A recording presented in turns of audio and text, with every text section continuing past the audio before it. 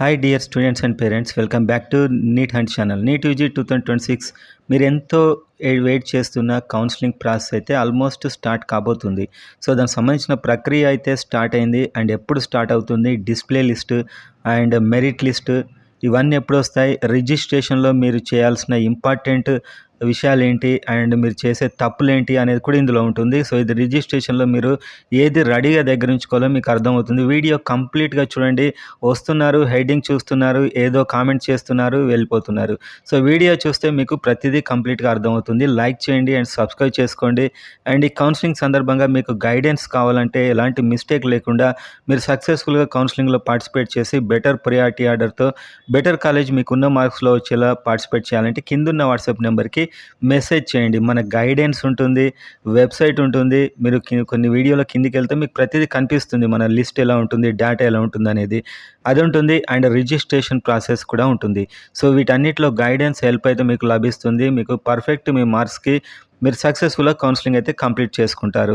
And దానికోసం అయితే కిందున్న వాట్సాప్ నెంబర్కి మెసేజ్ చేయండి. జాయిన్ అయిన తర్వాత నా పర్సనల్ నెంబర్కి మీరు కాల్ చేయొచ్చు, మాట్లాడచ్చు. మీరైతే ఫస్ట్ మెసేజ్లో కన్సల్ట్ అవ్వాలి, మీకు అక్కడ డీటెయిల్స్ అయితే వస్తాయి. సో ఇప్పుడు మనం చూద్దాం ఎప్పుడు స్టార్ట్ అవుతుంది రిజిస్ట్రేషన్. సో వీడియో స్టార్ట్ చేయగానే మీరు ఏదో కామెంట్ చేస్తున్నారు, వెళ్ళిపోతున్నారు. సో వీడియో చూడండి, మీకు అర్థమవుతుంది. నాదేని కాదు, ఎవరిదైనా కూడా వాళ్ళు చెప్పాల్సిన ఉద్దేశం మధ్యలో ఎక్కడో ఉంటుంది. మీరు స్టార్టింగ్లో చూసి ఇదేం లేదని వెళ్ళిపోతారు. సో కంప్లీట్గా చూడండి. సో ఫస్ట్ అయితే ఈ కౌన్సిలింగ్ ప్రాసెస్, రిజిస్ట్రేషన్, ఎంతో వెయిట్ చేస్తున్న డిస్ప్లే లిస్టు ఎప్పుడు వస్తుంది అనేది ఒక న్యూస్ అయితే బయటకు వచ్చింది. అది చూశాక రిజిస్ట్రేషన్లో మీరు పాటించాల్సిన జాగ్రత్తలు, మీరు చేసే మిస్టేక్, మీకు మెసేజెస్ వస్తాయి, మీరు అప్పుడు అప్లోడ్ చేయాలి, చాలా ఉంటుంది. సో ఇదంతా కావద్దంటే మీరు ఎలా చేయాలి అనేది కూడా ఈ వీడియోలో ఉంటుంది. ఫస్ట్ అయితే ఆ న్యూస్ ఏంటనేది చూద్దాం. సో మనకైతే న్యూస్ రావడం జరిగింది. క్లిప్ అందరు చూసుంటారు దాదాపు. దీన్ని మీకు కొంచెం క్లియర్గా చెప్తాను. ఆల్ ఇండియా ఎంబీబీఎస్ కౌన్సిలింగ్ ప్రారంభం మొదటి వారంలో, అంటే ఆల్మోస్ట్ మనం మొదటి వారంలోకి వచ్చేస్తున్నాం. సో ప్రారంభించనుంది. ఆల్ ఇండియా కోటాకు సన్నద్ధం అవుతూనే రాష్ట్ర స్థాయి కౌన్సిలింగ్పై ఎంసీసీ దృష్టి సారించింది. ఇందులో భాగంగా దేశవ్యాప్తంగా ఉండే డీమ్డ్ విశ్వవిద్యాలయాలు, రాష్ట్ర స్థాయి కౌన్సిలింగ్ నిర్వహించే విశ్వవిద్యాలయాలతో ఎంసీసీ సమీక్ష, అంటే వీళ్ళకి ఒక మీటింగ్ అయినట్లు ఇక్కడ వీళ్ళు చెప్తున్నారు. అండ్ త్వరలో కౌన్సిలింగ్ షెడ్యూల్ ప్రకటించడంతో పాటు మొదటి వారంలో రిజిస్ట్రేషన్ కూడా స్టార్ట్ అవుతుంది అని ఎంసీసీ చెప్పినట్లు ఇక్కడ వీళ్ళకైతే సమాచారం వచ్చింది. అండ్ దీనికోసం నీటి అర్హుల జాబితా ఎప్పుడు ఇస్తారని ఎన్టీఆర్ హెల్త్ యూనివర్సిటీ అడగ్గా ఎన్టీఏ నుంచి ఇంకా తమకు నీటి అర్హుల జాబితా రాలేదని చెప్పినట్టు తెలుస్తుంది. వివరాలు అందిన వెంటనే రాష్ట్రాల వారీగా ప్రకటిస్తామని ఎంసీసీ అయితే చెప్పింది. సో ఎన్టీఏ అంటే ఎగ్జామ్స్ పెడుతుంది, ఎంసీసీ అంటే రిజిస్ట్రేషన్ కౌన్సిలింగ్ ప్రక్రియను చేస్తుంది. సో ఎన్టీఏ నుంచి లిస్ట్ అయితే వీళ్ళకి రావాలి, వీళ్ళ నుంచి స్టేట్స్కి, అండ్ వీళ్ళు ఈసారి వెబ్సైట్లో ఇస్తారని కూడా అంటున్నారు. సో ఆ జాబితా వీళ్ళకి రాగానే అది వీళ్ళు ఇచ్చేస్తారు స్టేట్స్కి, మనకు కూడా తెలిసిపోతుంది. అదే డిస్ప్లే లిస్ట్. ఈ డిస్ప్లే లిస్ట్ అయ్యాక ఆల్ ఇండియా కౌన్సిలింగ్ స్టార్ట్ అవుతుంది. రిజిస్ట్రేషన్ తెలంగాణ, ఆంధ్రప్రదేశ్ కంప్లీట్గా స్టార్ట్ అయిపోతాయి. తర్వాత మెరిట్ లిస్ట్ వస్తుంది. తెలంగాణ, ఆంధ్రప్రదేశ్, ఆల్ ఇండియాకి ఎలాంటి మెరిట్ లిస్ట్ ఉండదు, ఎలాంటిది ఉండదు. డైరెక్ట్ వాళ్ళు రౌండ్ 1కి వెబ్ ఆప్షన్ స్టార్ట్ చేస్తారు. మెరిట్ లిస్ట్ వచ్చేది తెలంగాణ, ఆంధ్రప్రదేశ్ మాత్రమే. సో ఇది వీళ్ళు చెప్పిన దాని ప్రకారం అయితే ఎన్టీఏ నుంచి ఎంసీసీ, సో ఎంసీసీ వెబ్సైట్ ఉంటుంది, ఎన్టీఏకి వెబ్సైట్ ఉంటుంది. సో వీళ్ళు ఎగ్జామ్స్ పెడతారు, వీళ్ళు కౌన్సిలింగ్ నిర్వహిస్తారు. వీళ్ళకి ఆ డేటా ఎప్పుడైనా రావచ్చు, లేకపోతే ఇంకా ఓఎంఆర్ గందరగోళంలో వాళ్ళు ఇంకా ఆఫీసర్ ట్రాన్స్ఫర్స్ దాంతో లేట్ చేస్తున్నారో తెలియదు. సో వాళ్ళకి వచ్చిన వెంటనే మనకు వచ్చేస్తుంది. ఆ వెంటనే ఆల్ ఇండియా రిజిస్ట్రేషన్ స్టార్ట్ అవుతుంది. స్టేట్స్ కూడా వెంటనే స్టార్ట్ చేసుకోవచ్చు, కానీ ఆల్ ఇండియా రౌండ్ 1 వచ్చాకే స్టేట్లో రౌండ్ 1 వస్తుంది. సో ఈ షెడ్యూల్ అంతా ఆల్ ఇండియా ఇస్తుంది, కంప్లీట్ షెడ్యూల్ ఇస్తుంది మీకు. రౌండ్ 1 వాళ్ళది ఎప్పుడు అవుతుంది, స్టేట్స్ ఎప్పుడు చేయాలి. మా round 1 date, state round 1 date, మా round 2 date, state round 2 date, మా రౌండ్ 3 స్టేట్ రౌండ్, కంప్లీట్ నోటిఫికేషన్లో ఉంటుంది మీకు.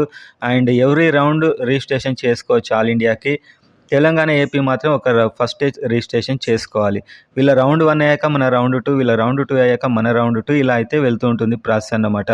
అండ్ అదేవిధంగా ఇది కొంచెం డిలే కూడా అవ్వచ్చు. సో స్టేట్స్ ఒక్కొక్కసారి వాళ్ళ రౌండ్ 2 ఉన్నప్పుడు మన రౌండ్ 1 వస్తుంది, ఇలా కూడా ఉంటుంది. కానీ ఆల్ ఇండియాది స్టార్ట్ అయ్యి ఒక రౌండ్ కంప్లీట్ కాదే మన వెబ్ ఆప్షన్స్ అయితే స్టార్ట్ అవ్వవు. కాకపోతే రిజిస్ట్రేషన్ స్టార్ట్ అయిపోతుంది.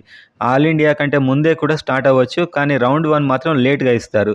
సో ఇక్కడ మీరు గమనించాల్సింది ఏంటంటే ఎన్టీఏ నుంచి వచ్చిన వెంటనే ఎంసీసీకి ఇస్తారు. మనకు ఆ డిస్‌ప్లే లిస్ట్‌లు వచ్చేస్తాయి. ఇవి 2 రోజుల్లో ఎప్పుడైనా రావచ్చు. ఇప్పుడు మనం వీడియో చేసిన రోజు కూడా రావచ్చు అని నేనైతే అనుకుంటున్నాను. ఎందుకంటే స్పష్టమైనటువంటి దాన్ని ఆపడానికి కావాల్సిన కారణమైతే ఇక్కడ మీటింగ్‌లో కూడా ఏం డిస్కస్ జరగలేదు. సో, ఎనీ టైమ్ మనకి డిస్‌ప్లే లిస్ట్ వచ్చిందంటే ఇంకా మీరు చాలా బిజీ అయిపోతారు. రిజిస్ట్రేషన్స్ చేసుకోవాలి. దీంట్లో కరెక్ట్‌గా చేసుకోవాలి. సర్టిఫికేట్స్ అప్‌లోడ్ చేయాలి. ఇందులో కావాల్సిన ఇంపార్టెంట్ విషయాలేంటనేది ఇప్పుడు మనం చూద్దాం. సో, జనరల్‌గా రిజిస్ట్రేషన్ చేసేప్పుడు ర్యాంక్ అడుగుతుంది. ఈ ర్యాంక్‌ను మీరు మీ లోకల్ మెరిట్ లిస్ట్‌లో వచ్చిన ర్యాంకో, లేకపోతే డిస్‌ప్లే ర్యాంకో, మీ కేటగిరీ ర్యాంకో వేయకూడదు. ఎక్కడైనా కూడా ఆల్ ఇండియా ర్యాంక్‌ను మాత్రమే వేయాలి.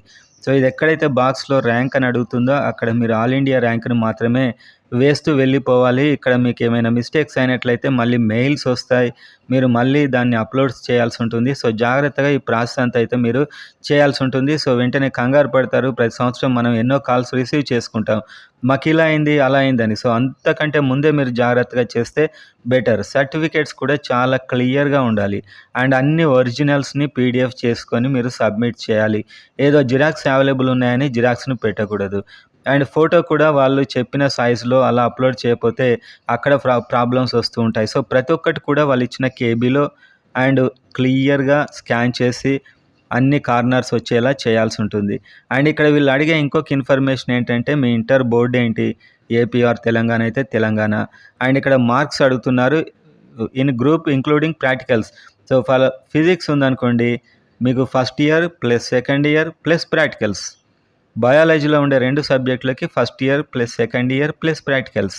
Chemistry first year plus second year plus practicals. ఈ మార్క్స్‌ని మొత్తం మీరు క్యాలిక్యులేట్ చేసుకోవాలి. మీకు వచ్చిన మార్క్స్‌ని వేయాలి. సో, మీకు ఏవైతే మార్క్స్ వస్తాయో వాటిని వేయాల్సి ఉంటుంది. అండ్ వాటి టోటల్ ఎంతో కూడా వేయాల్సి ఉంటుంది. మార్క్ సెక్యూర్డ్ అంటే మీకొచ్చిన మార్క్స్ వాటి టోటల్ మార్క్స్. అంటే దాదాపుగా స్టేట్ బోర్డ్స్ అయితే 600 ఉంటుంది. దీనికి మీకు 598 ఎన్నొచ్చాయని. సీబీఎస్ఈ అయితే వేరే ఉంటుంది. సో, ఇక్కడైతే కన్‌ఫ్యూజ్ కాకండి. సో, పెద్ద ప్రాబ్లమ్ ఏముండదు. సో, ఇదొక్కటైతే చాలామంది కన్‌ఫ్యూజ్ అవుతుంటారు ఎవ్రీ ఇయర్. అండ్ ఇవన్నీ మీరు సెలెక్ట్ చేసుకోవాల్సి ఉంటుంది. అండ్ సర్టిఫికేట్ నంబర్స్ అడుగుతారు. సర్టిఫికేట్ నంబర్ ఉంటే మీకు సర్టిఫికేట్ ఇలా ఉంటుంది.